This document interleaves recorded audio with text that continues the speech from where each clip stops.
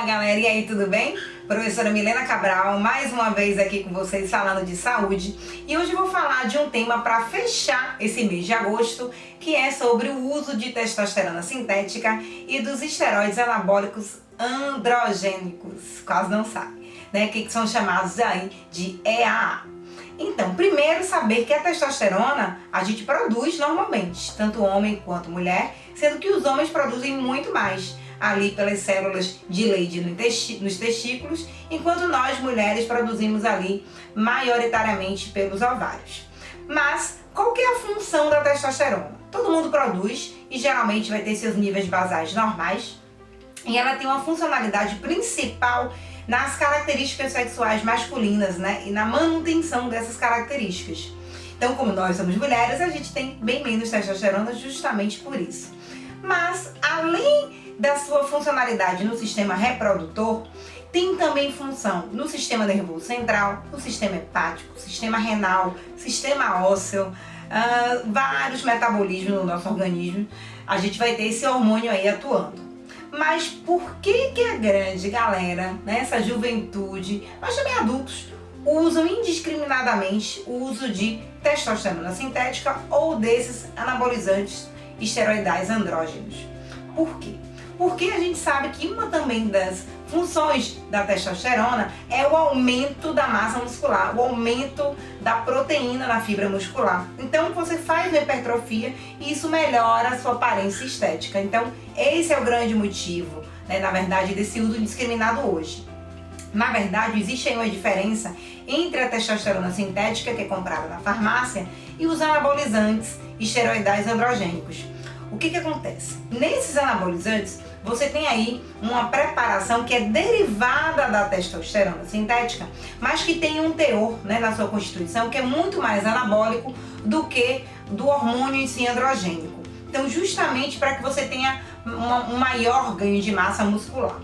Mas, na verdade, se a gente for pensar no uso da testosterona, ela foi descoberta em 1905 e só foi isolada em 1935, e somente depois ali, na época da Segunda Guerra Mundial, é que o seu uso começou a ser feito em grande escala, principalmente para reconstruir a massa muscular dos prisioneiros de guerra.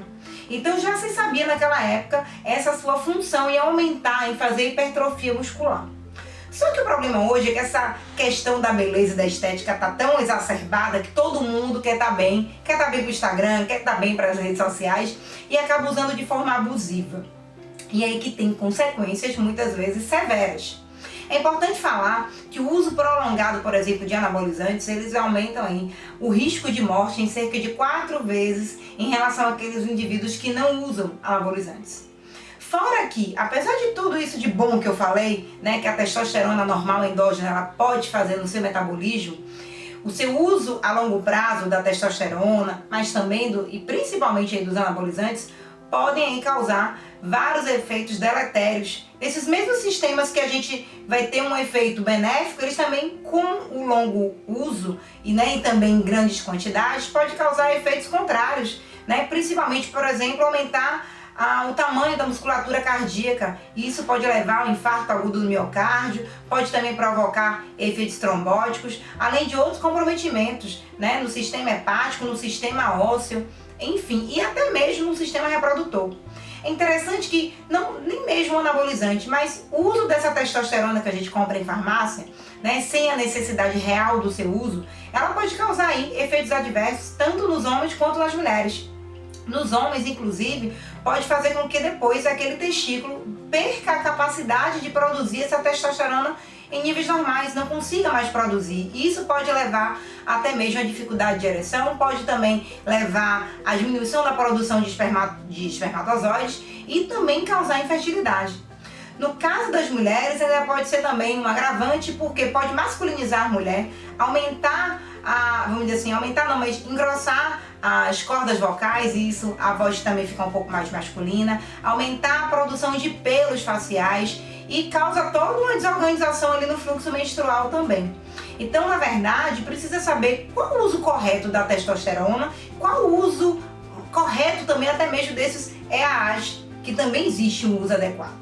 No caso da testosterona sintética, ela às vezes pode ser prescrita principalmente no envelhecimento, tanto para homem quanto para mulher.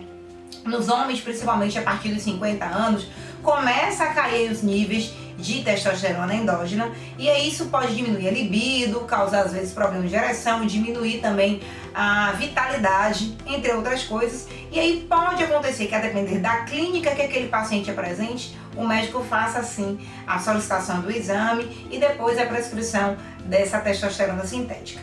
No caso das mulheres, a gente vê aí o uso principalmente na época aí pré e pós-menopausa, porque também o seu uso na idade fértil pode reduzir a fertilidade feminina, né? E isso também prejudicar. Então pode acontecer que nos casos de pré e pós-menopausa o médico venha prescrever nessas situações.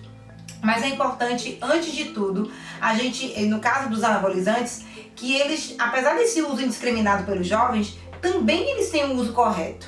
Por exemplo, pacientes com HIV que têm uma intensa perda de massa muscular, pacientes pós-cirúrgico que estão ali, na verdade, numa fase de reconstrução muscular, né, após determinado trauma, pacientes que têm retardo no crescimento, né, que tem aí algum trauma também muscular e que precise recompor, reconstruir, né, esses músculos. Nesses casos, os esteroides anabólicos andrógenos, eles são prescritos sim. A grande questão é, existe a necessidade para usar? Se existe, bom, um médico vai saber avaliar e vai fazer a prescrição.